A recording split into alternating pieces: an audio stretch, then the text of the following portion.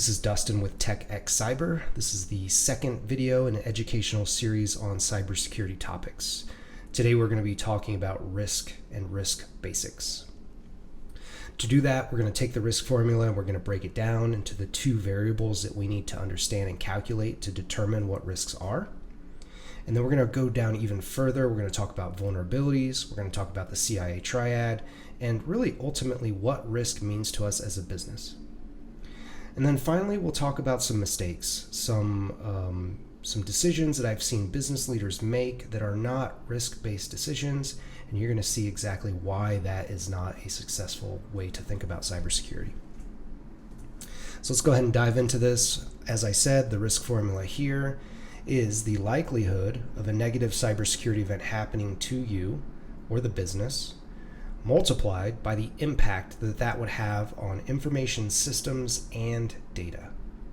Once we understand the impacts to the information systems that we use and rely on a daily basis to run the business, we can extrapolate from there and get an understanding of what the actual impacts may be on the business. So the risk formula and the risk result comes out on a sliding scale. Some risks are going to be higher, some risks are going to be lower, and we can really fall in between these two categories in an infinite number of places. Same thing for impact. Some impacts are going to be more significant than others, and some are going to be less.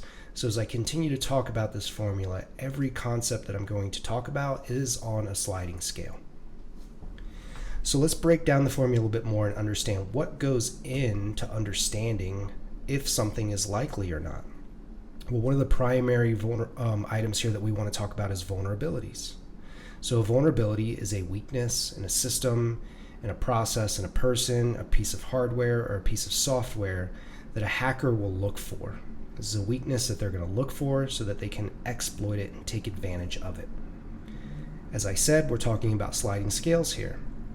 So if a vulnerability is high in severity, and I'm going to talk about what would make something more or less vulnerable, but if it is high in severity for a vulnerability, it's going to quickly increase the likelihood that something bad could happen to us. So that's the likelihood side.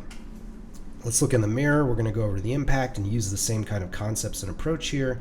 So what is the main variable for impact that is going to determine whether something is more or less? And one of the foundational ways that we do this is we use the C.I.A. Triad. So that is confidentiality, integrity, and availability. And we consider these three concepts as they pertain to systems and data. So confidentiality is, can I keep my information secret? Can I keep this data away from people that do not have authorization to access it? Next one, integrity, is can I trust that the information that I'm using to perform my job functions, the data that I'm using to perform my job, has not been changed or altered? And it is what I expect it to be. This is integrity. Availability is access. Can I get to the data? Can I access the system that I need to perform my job functions, or are those resources unavailable to me?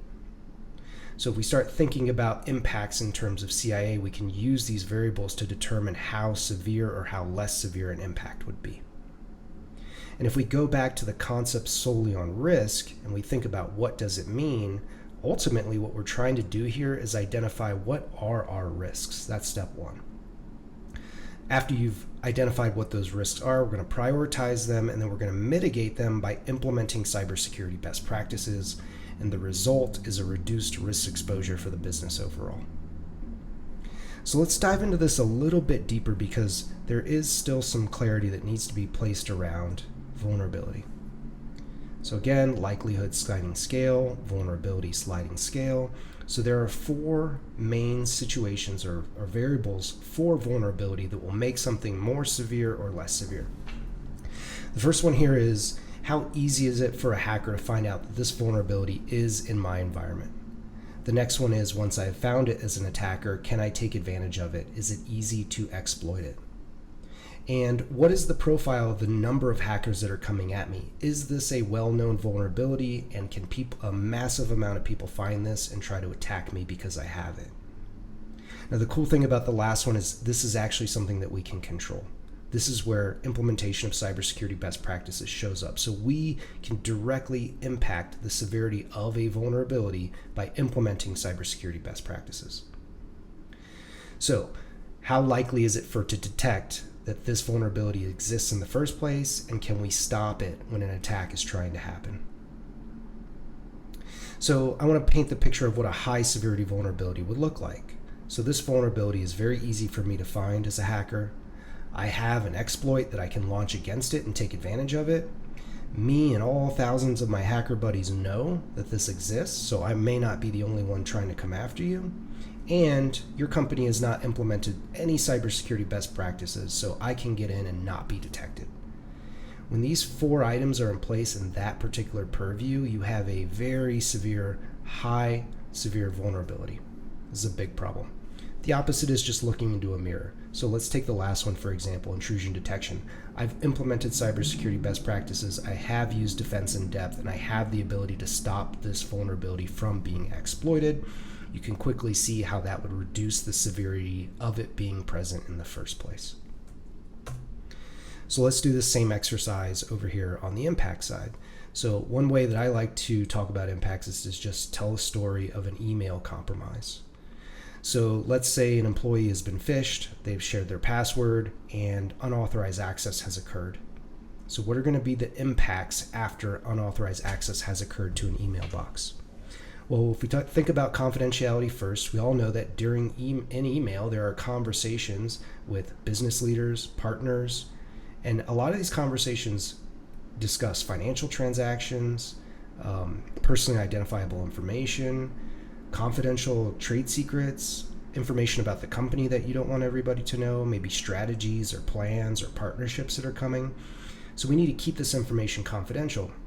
And if a high-profile person with this information is compromised, and this information is present in their email box, we have a breakdown in confidentiality.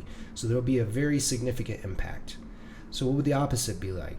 Maybe the intern's email got hacked and they just started yesterday. So there's not a lot of need for confidentiality in the information that's found in that email box yet. So you can see that the impact would be a lot less. Integrity, if we are a lot of times what happens after an email account has been hacked, there will be an attempt at a financial fraud attempt.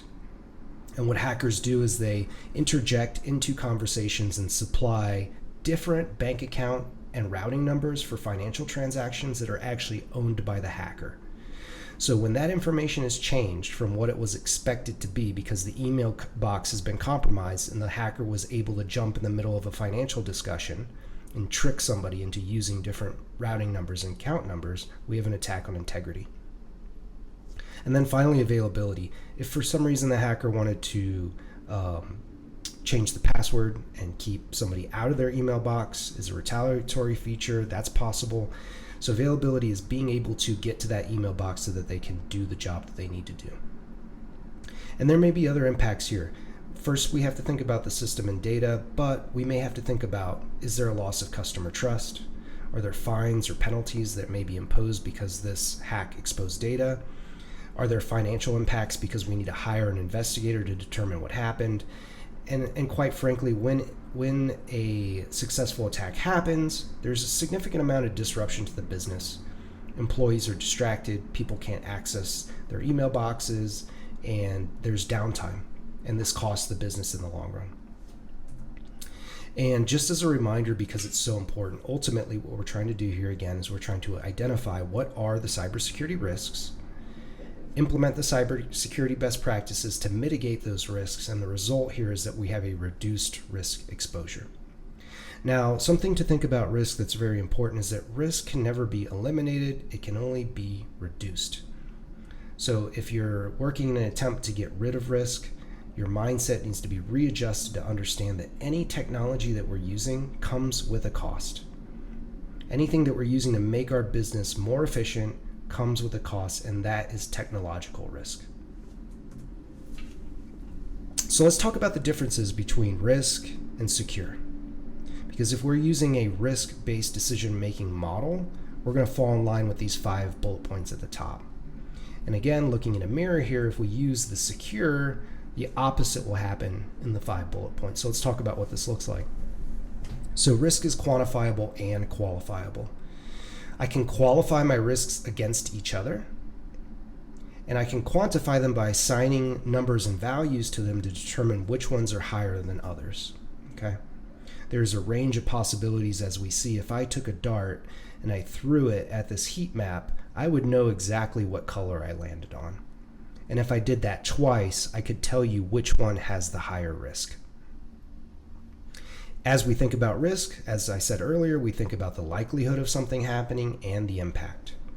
When we know what those items are, the risks are clear to us, they're concise, and we can have actionable items that we can go pick a cybersecurity best practice that's going to reduce that risk exposure. Using risk-based decision making leads to proper decisions in cybersecurity. So on the opposite side, what would it look like if we thought about cybersecurity using the word secure, which happens a lot? So secure is limited in quantification and almost no qualification. The quantification is yes or no, which is the second point here. We either are 0 or we're 1. And the qualification falls apart too, because our only qualification is something is either yes or no. And when you think about information systems, or we think about how we're going to conduct our business and things that we're going to do, one thing that we're not going to intentionally do is go buy insecure systems or go bring in insecure functions into our business. So we're operating from a standpoint that everything that we're doing is secure. And this alludes to likelihood. If it is secure, I won't get hacked. But if we got it wrong and it's not secure, we may get hacked. Okay, so we're alluding to the likelihood that we're okay. But what it really, really misses the mark is that it completely ignores impact. If the information system I'm using is quote unquote secure, then I never need to worry about what may happen to me if it does get compromised. This is where problems start happening. And then we have this set of unrealized risks. We have these items that are sitting there that we haven't spent the time to think about, we haven't identified them, we haven't implemented cybersecurity best practices, and they're just sitting there. And when we think about cybersecurity from a secure-based mindset, it leads to improper decision making. Because as I said earlier, risk can never be eliminated. It can only be reduced and accepted. Whereas if we're using the word secure and we think something is protected, we're much more likely to ignore the other considerations that we need to make about that information system. So that is the second educational video here on risk. As I said, risk is the quantification of the likelihood of something happening multiplied by the impact that that would have on the information systems and the data, and then ultimately the business. To make smart cybersecurity decisions, we have to calculate risk, identify those risks. When we find out which ones are most important to us based off of this sliding scale, we can choose to address those first, and we can implement cybersecurity best practices to reduce those risks to an acceptable level. Thanks for watching. Video 3 is coming up shortly.